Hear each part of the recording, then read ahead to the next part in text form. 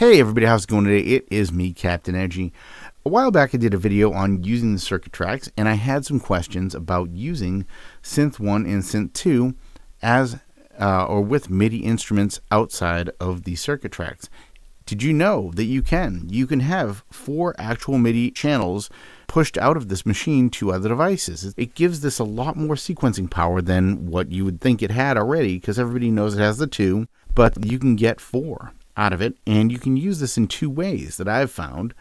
Maybe there's more, but these ways include you can use them without using the synthesizers internally, or you can use them with the synthesizers internally as well. So you can build a layered sound. So say you had piano and a synthesizer that was a string built into the circuit tracks, you can play those together and get a nicer, kind of fuller sound.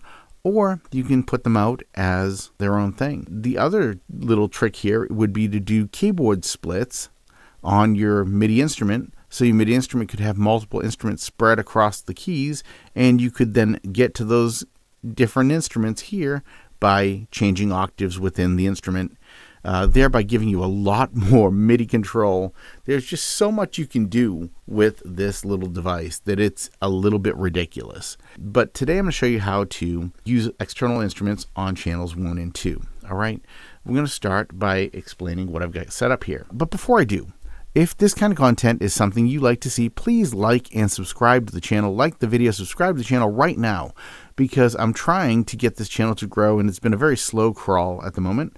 There's been a lot of people who have been interested in these videos, so I figured I'd just ask you now. Please like and subscribe. If you want to support the channel further, of course, there is a Ko-fi link below, and I have merch in the description.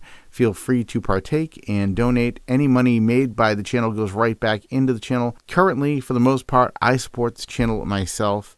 I have had 2 donors since I have started this channel who have made monetary donations of one type or another, and I really appreciate that, because at that particular time my Creative Cloud subscription came up, and that's, of course, as you know, if you've got Creative Cloud, pretty expensive. Anyway, let's get into the video and show you what is going on here. What I've got going on, as you can see, I've got my circuit tracks. It is controlling everything. It is the brains, it's the sequencer. My SMPLTrek today, though it is also got or has its own brain, I'm using it today as just a sound module. It's very simple to set up MIDI instruments on this device, so I do use it this way in some instances. I do have 2 of them as well, so I have some ways to do some things that you wouldn't normally be able to do with just one. So channels Synth 1 and Synth 2 are the default sounds. I have not touched them.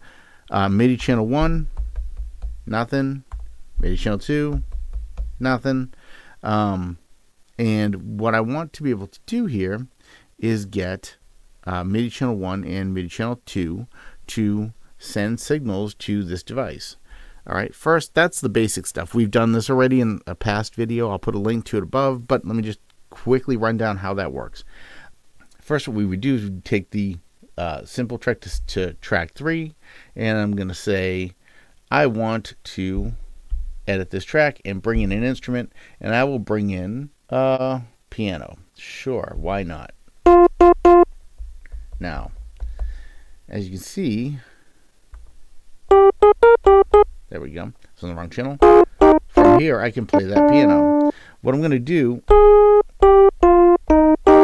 is a little distortion when you have to layer the sounds together sometimes. Okay, so in this case, what I'm going to do, I'm just going to go over here to my mixer on my SMPLTrek, and I'm just going to take the layer and turn it down just a smidge. That will eliminate some of that. All right, and I don't need to set the EQ or anything. That should be enough. Let's see.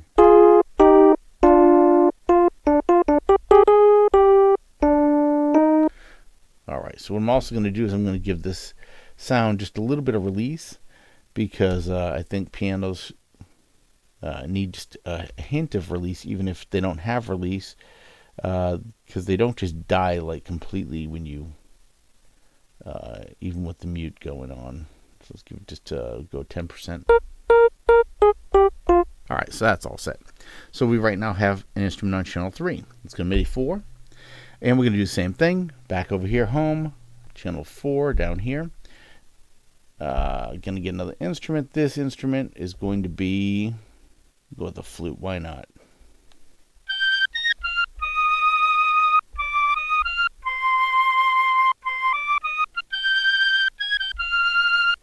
All right, let's turn this down.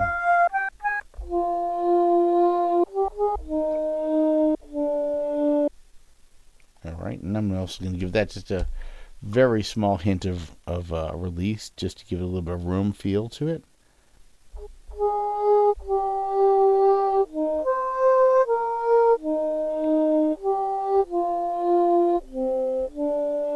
All right, now if we go over to the synthesizers, we still have, those are the sounds that are built in. So what I want to do first is I want to, and you can do this actually in any order really. You could mute this first if you want to, or you could go to the SMPLTrek and get a sound first. I'm going to actually, you know what, this time I'm going to mute it first so you can hear it just straight up. I'm going to go right over here, I hit mixer, and I'm going to go to the knob. The reason we're using the knob and not the mute button, if we hit the mute button, the Circuit Tracks stops sending notes to channel 2. That's how it mutes. It just stops. It does mute the channel, but it also stops sending notes, which is problematic if you're trying to hear the notes coming off the SMPLTrek. So I'm just going to go right here and just turn this down. Okay. Now, if we go back out to notes, and now I play it, you hear nothing, right? So what I'm going to do next is I'm going to go over to channel 2 over here on the SMPLTrek. Oops, go home first.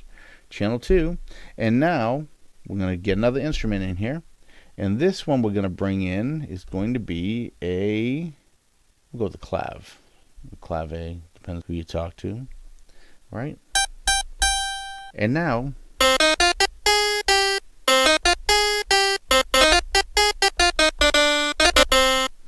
there it is. The clav is loaded in, and now it's accessible from channel 2. If I go to channel 1, and we have that sound left. What I'm going to do here is kind of going to be interesting. This is where the layering feature or technique comes in. I'm going to hit preset, and we're going to grab this beautiful little pad right here. Okay, and now I'm going to go back out to notes, and I'm going to go over here, back home, and we're going to go to channel 1. Channel 1, I'm going to bring in the acoustic guitar, which I think leaves a little bit desired. It's not the best acoustic guitar, but it's not terrible either. It's definitely usable. And we're going to give this some release because it really needs a little release. This guy definitely does.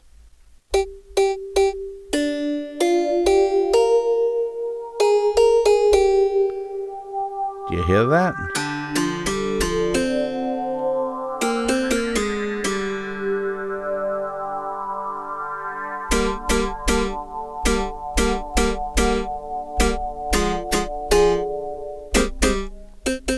God, I'm in a scale, not an actual keyboard.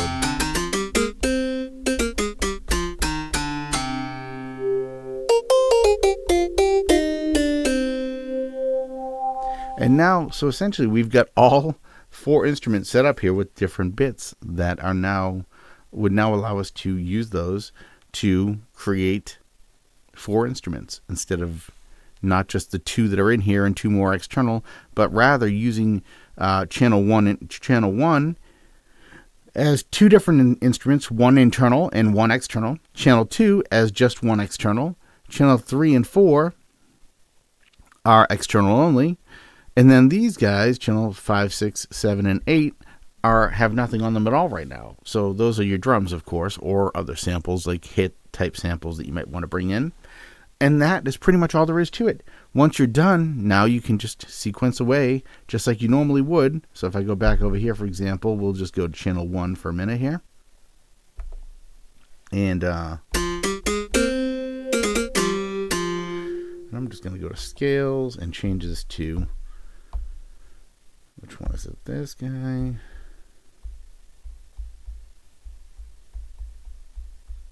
Go through them all, Jim, apparently. Oh, there we go.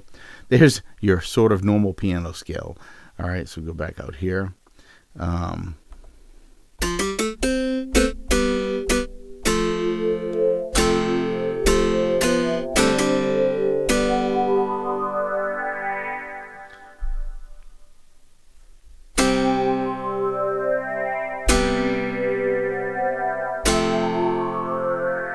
Let's change this to there. We go boom. That was.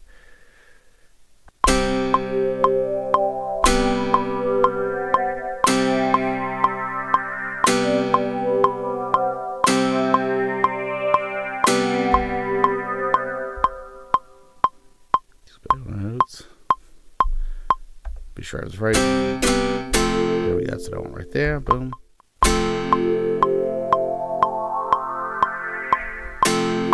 And now if we go over to patterns and we do the old